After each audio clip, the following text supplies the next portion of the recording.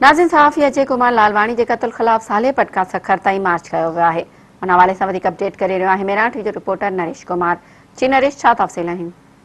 जी, अॼु जे सालेपट खां लॉन्ग मार्च जो पैदल मार्च आहे उहो सालेपट शहर खां सखर हाई कोर्ट पहुचंदो, जंहिंजी अॻवानी नेमत खोड़ो ऐं उन जा वारिस करे रहिया आहिनि मक़तूल जा। अजय लालवाणी खे क़तल थिए अॼु 10 ॾींहं थी विया आहिनि। उन जा जवाबदार गिरफ़्तार न थी, हिकिड़ो शकी जवाबदार सुबुह पुलिस गिरफ़्तार कयो आहे ऐं उनखे इंट्रोगेट करे पई।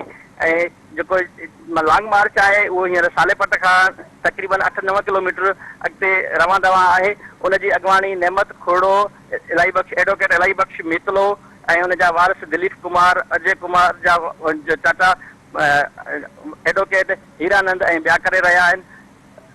हिन धरणे में, हिन एहतजाज में तक़रीबन 2-2.5 हज़ार माण्हू शामिल आहिनि। उन्हनि जे लाइ रस्ते में पॉइंट बि रखिया विया आहिनि जिते पाणीअ जो बंदोबस्त ऐं मानी जो बंदोबस्त पिणु कयो आहे।